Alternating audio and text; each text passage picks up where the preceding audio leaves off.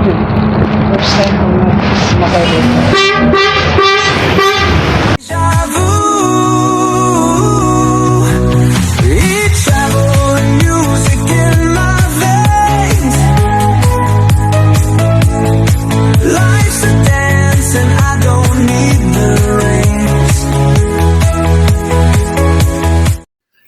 Hello mga tao, mega love shoutout sa inyong lahat at maraming salamat po sa nanonood at sumusuporta sa video ko na to, lalong-lalo na ang Bahay Kulitan at pinangungunahan sa ating admin na si Toto Master Worm at sa mga kasama niyang mga admins and mga members. Maraming salamat po sa inyo lahat guys sa pagsuporta palagi sa premiere ko.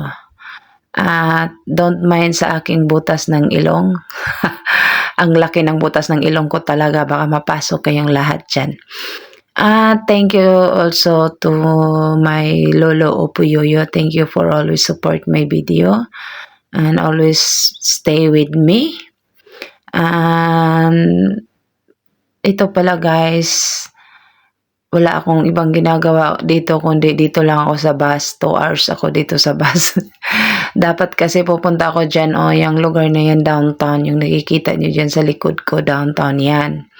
So dyan sana ako bababa. Ngayon, hindi kami nagkaintindihan sa bus. Hindi niya ako na-stop doon. So sabi ko, doon na lang ako bababa sa unahan sa may seaside. Ngayon, sabi ng driver, oo. Kasi English ako, Arabic siya. Hindi ako marunong mag-Arabic. Hindi ako gaanong makaintindi ng Arabic. So, siya din, hindi rin makakaintindi ng English. So, ito na kami. Tapos, ang nangyari ngayon, nawala ako. Nawala ang diwa ko.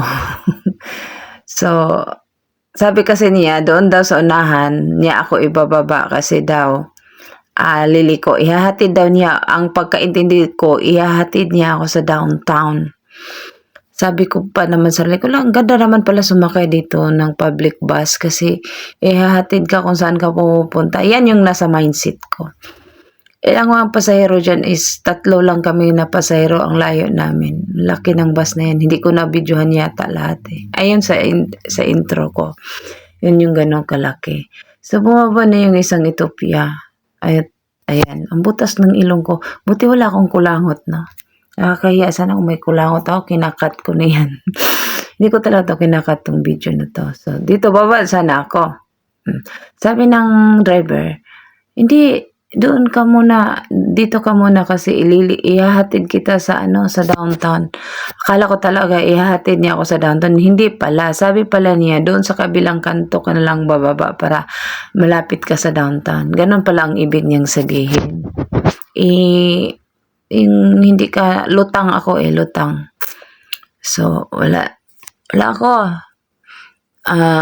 Naghihintay ako sa ang kanto. Ang daming kanto dito. Hindi na niya ako hindi niya ako binaba. Hindi niya siya umikot. Sabi ko, patay na ako nito, lagpas na ako. Medyo malayo-layo na ako sa downtown Laki ng lakaran ko. So, wala na lang. Sabi ko, wala na. Kalsada na. Ayan, nagbibideo na ako. Natulala ako. Patay. Lagpas na ako. So, ang ginawa ko, na lang ako, nakaupo na lang ako.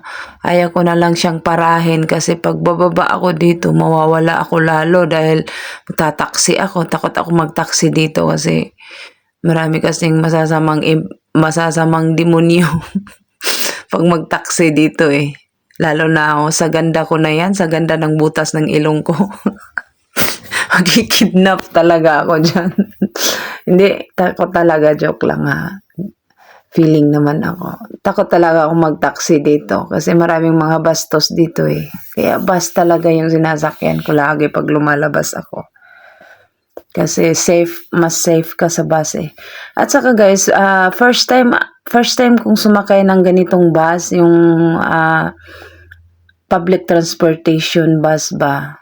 Ayan. Hindi siya crowded na kasi ako dito yung tama talaga yung kasabihan na Curiosity Kill the Cat. Oh, yan. Muntik akong kinikill dyan kasi ako yung cat. Tapos, ayan, ang layo ko na, ayan o, dinaanan ko. Nandito na ako talaga sa Manara na to eh. Mga raming magagandang hotel dito sa Lebanon. Pero Beirut pa rin to. City of Beirut pa rin to. Tapos, ayan, itong mga building na to is mga apartel, yung ay mga condo hotel. Yan, mga condo hotel to siya dito.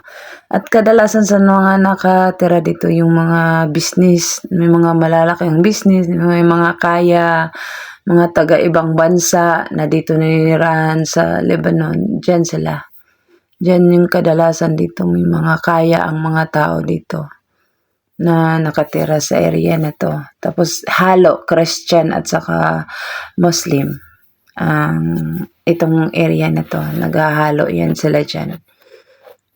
Pero hindi siya Sunni Muslim.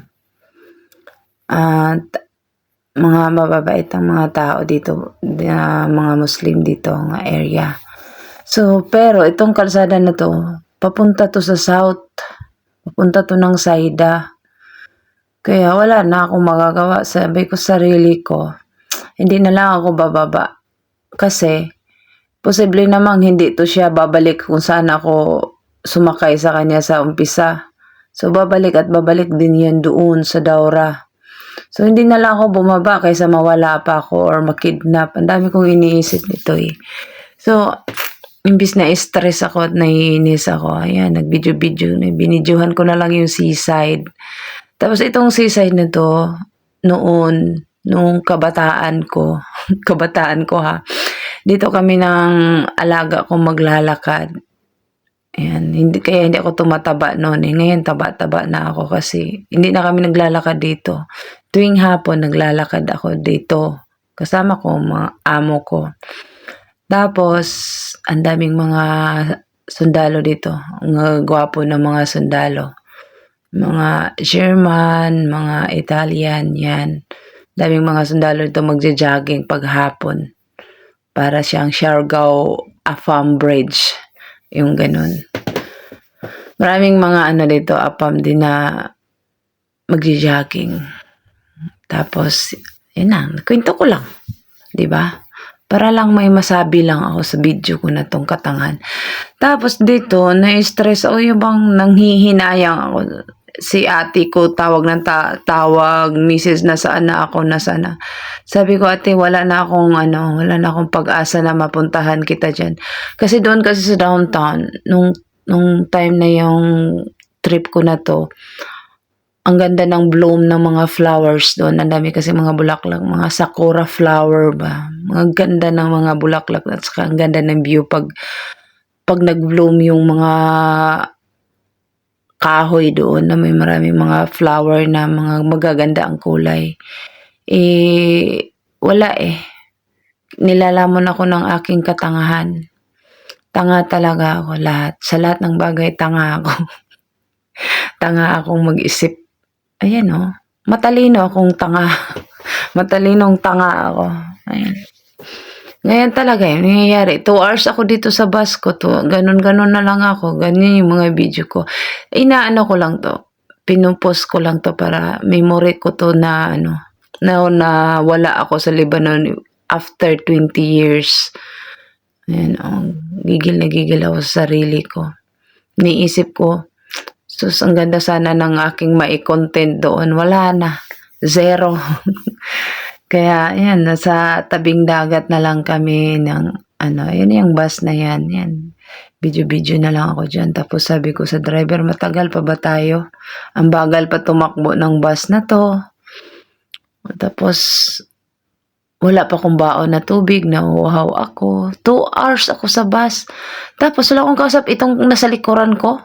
Tanungin mo, hindi naman nakakaintindi. Arabic, hindi nakakaintindi. French, hindi nakakaintindi. English, hindi. Ewan ko, ano salita itong babaeng to?